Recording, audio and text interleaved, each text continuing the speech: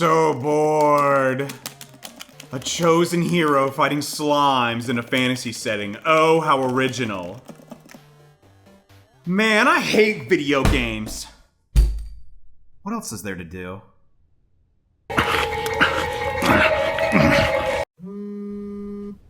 Gee, I wonder who's calling me. Oh, it's just a telemarketer. Kick rocks! Well, now that that's over, what are we doing again? Oh, yeah! Oh my god! What? Tribe 9? What's that? I'm so glad you asked. From the creators of Danganronpa, Zero Escape, and Dokkan Battle. Wait, really? Oh wow, look at that. A cyberpunk baseball game with fast-paced action gameplay, combined with 2.5D dungeon exploration. Also, it's got one of the most enthralling narratives I've played in a minute. Our setting takes place in the not-so-far future of 20XX, in the prefecture of Neo Tokyo. Before the events of the game, bands of youth, fed up with the state of the world, assembled into tribes and battled it out in a series of violent gang wars. The tribe fights got so bad, the government had to step in.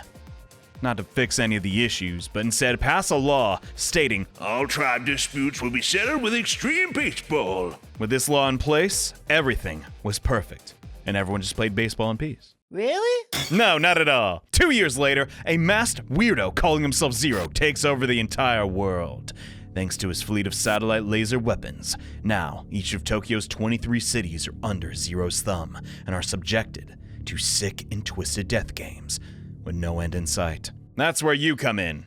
Or should I say, Yo Kuronaka, the player character, is abducted by Zero with no recollection of any of this. So you set out with your tribe in the hopes of overthrowing Zero's tyranny and crushing each of his minions along the way. To do this, Yo and his gang will explore the cities of Neo Tokyo, recruiting new allies, augmenting their strength with portable monsters, and squaring off against the numbers in extreme baseball matches. And so far it appears that Tribe 9 has 4 distinct flavors of video game to serve up to the player. And in my over 30 hours of play for this closed beta, the vast majority of that time was spent attempting to master its nuanced combat system.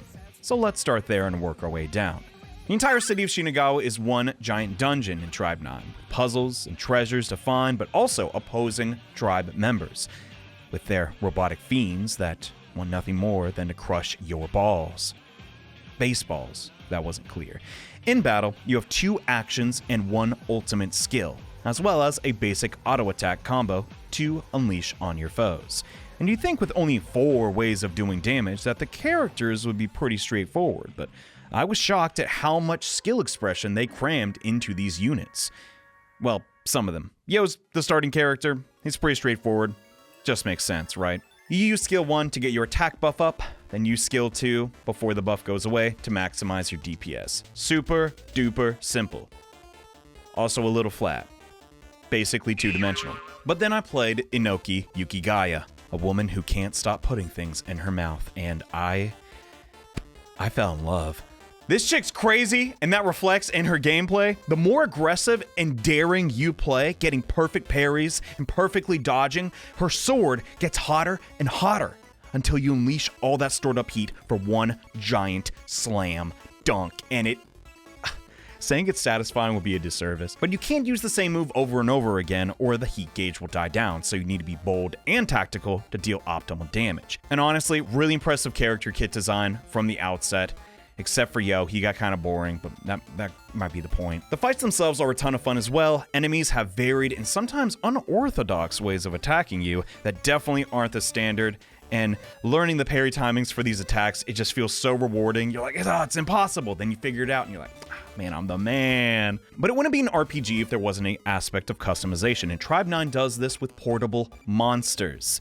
Intention cards, both which augment your character in different ways. These pocket monsters are just static buffs that your character gets with randomized parameters. You get them by visiting dungeons. Not exactly revolutionary or anything, but it's the standard, I guess, for a reason. People like it. I did alright just aiming for the main stats that complemented my characters. I didn't think the RNG was that bad, at least in the beta. The way more dynamic and interesting mechanic are tension cards though. These baseball cards have different effects for you to mix and match depending on your playstyle, and grant new abilities and bonus stats depending on the level of tension you are currently at. Some cards activate as soon as the battle starts, also known as tension level 0.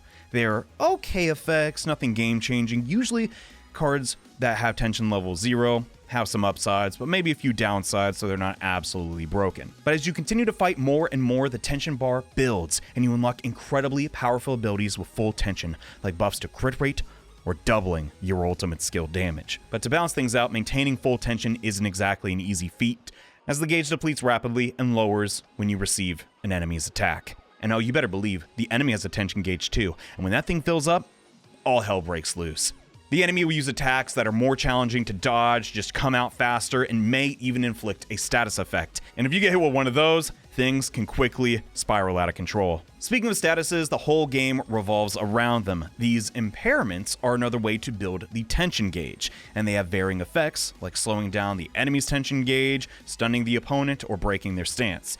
Each player has a type of impairment they link up with, and a type of impairment that they deal. And playing without these is really, really challenging, so you want to keep this in mind when building your party. Overall, the gameplay was really deep for me, and I even died a few times, which is unbelievably rare because I'm so good at video games and I never die ever. But when you're not in battle, you're either exploring Neo Tokyo's beautifully rendered world, or reading the story. And man, this game has a lot of story. But it's actually worth reading for once, I can't believe it. I'm a fan of the past creators' works, and I appreciate all the visual trademarks and callbacks, but even divorced from that fan service, this is an incredibly rich world with very colorful dialogue. It's funny one minute, sad the next. It's a roller coaster, and roller coasters are fun. It ruled. I loved every moment, every beat of all the characters interacting, outside of like one or two, was memorable to me, and they all had a part to play in taking out Zero's minion of the Shinagawa arc, which was Kazuma Ichinose. Without giving too much away, you collaborate with the former leaders of Shinagawa's tribe, Yutaka Gotanda, and his secretary, Minami Oi, to climb the corporate ladder and take back the city, as under Ichinose's management, pointless executions have become the new status quo. You explore various landmarks of Shinagawa, and it all culminates in an XP showdown, which is a baseball game combined with a bit of, deduction and reasoning to stack the odds in your favor and win the match. While you're out in the city, you may come across characters who speak about the opposing team and what it's like, under Ichinose's rule, and you gain these statements as a weapon for the XP match to throw off your opponent and, make them miss the pitch. I thought the XP matches were just on-rail cutscenes, but no, it's a real baseball match, and you need to consider your pitches and how you swing. Admittedly, it's pretty easy to figure out where you need to hit the ball or throw it, but the idea that you could lose and have to repeat it keeps you on your toes. That being said, I hardly even know anything about the sport and came out ahead, so I feel like it's pretty forgiving for non-sports fans. In an era of stagnation where risk-adverse studios are too afraid to make anything outside of the status quo, comes Tribe 9, and it's easily the freshest and most interesting game I've played all year.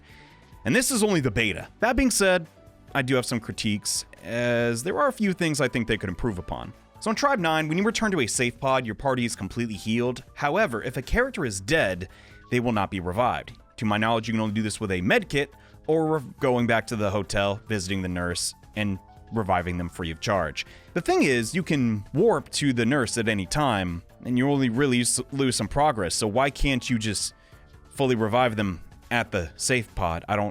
It would just save you a couple clicks if you just took out the nurse. I don't want to take out the nurse, because, she's a cutie pie, but she's a little redundant. You also can't quickly dispatch weak enemies if you significantly outlevel them. The other baseball bat RPG figured it out 30 years ago. Come on, guys. What are we doing? When I'm exploring Shinagawa for upgrade material, I don't want to get jumped by some plebs, load into a fight, hit them twice, get 2 EXP, load out of the fight. Just cut that crap out. We don't need it. I'm also a bit concerned about this game's opening hours. While I loved this start, I won't lie, it did feel a little long-winded in some parts, and I imagine less patient players would have dropped the game before getting to the good parts. So truncating that portion would be my #1 priority. I'm just trying to think about this game as not just a game, but a phone game, Oh yeah, it's a phone game. Did I mention that? phone game. Oh, I got it, didn't it? I guess it's easy to forget because it genuinely doesn't feel like one. You power up your characters organically, and you clear out the story no problem. Like, I feel they wanted to make a big budget action RPG, but they don't know how to get funding. So they turned it into a live service thing at some point. For those curious about the gacha elements, you basically have a limited banner, a card banner, and a permanent banner. You have 80 rolls to get a guaranteed 3-star character or card. And if you don't get the limited character or card on the first go around, after your next 80 rolls, you will get the guaranteed exclusive item. So basically, 50-50 pity system with 3% draw rates. And yeah, that might be a deal breaker for some. I'm hoping they adjust the rates to be more competitive, but that's a whole nother discussion. Tribe 9 is definitely worth your time. I hope you check it out if they run another beta. I guarantee you won't regret it. Thanks for watching my video. Like and subscribe for more Tribe 9 content. See ya!